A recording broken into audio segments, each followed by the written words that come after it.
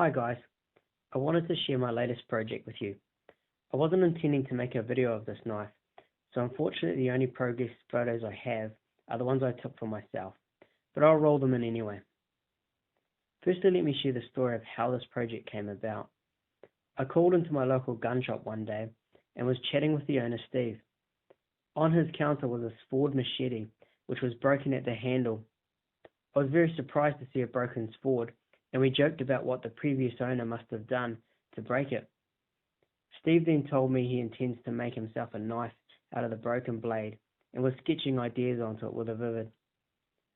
Steve's always been really good to me over the years, with lots of advice and help, so I offered to build the knife for him. He happily agreed, and so the project began. And this is where the real challenge started. How do you build a knife for a guy that sells knives for a living? My initial plan was to make a classic style hunting knife with natural wood handles, etc. But then Steve probably has 100 of those in his drawer, made by professional knife makers. So I decided to build him something custom.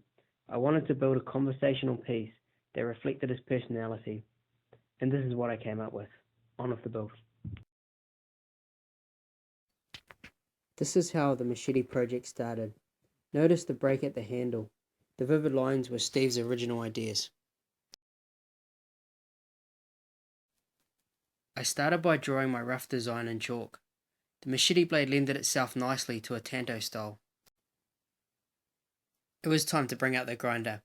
I cut off the blade tip to make a tanto point, then tapered the blade to the edge with a flat grind on both sides.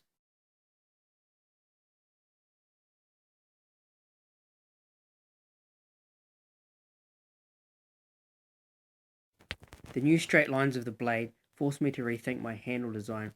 I decided to continue the theme and gave the handle straight lines as well.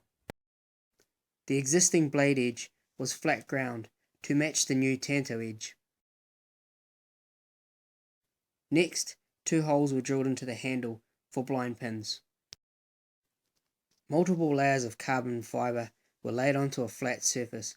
Then the blade was clamped onto the carbon while the resin was still wet. I had to use this method because the blade was tapered at the bottom, which would have created a gap. Once the resin had cured, I repeated the process with the other side of the blade. When the resin had fully cured, I ground away the excess material, leaving me with carbon fibre scales that followed the contour of the blade. My original plan was to flush mount 4 evenly spaced 223 shells into each side of the handle, but after test fitting one, I decided to use the larger 308 caliber shells instead. 4 shell holes were drilled onto each side to snugly fit the 308 shells, and then the handles were sanded smooth. I cut the rims off some used 308 shells and polished them to a mirror finish, then epoxied the rims into my carbon fibre handles.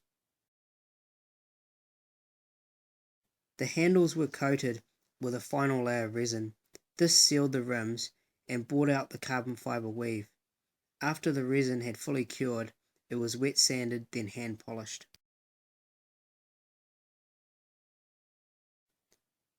Next, the blade was sanded and hand polished.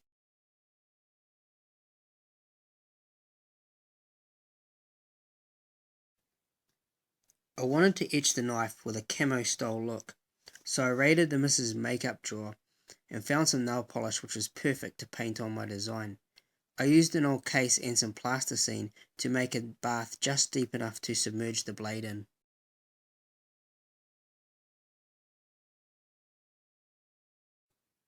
Three hours later, I pulled out the blade and washed the nail polish and etchant off. This was the first time I've done etching, and I was really amazed with the result.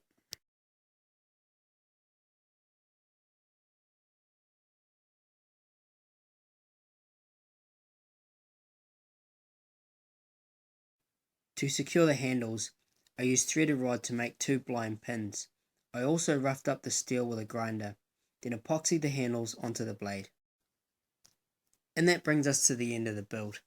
Steve really loves the knife and couldn't believe it was the same broken machete blade. Thanks for watching guys, and please feel free to comment. Bye.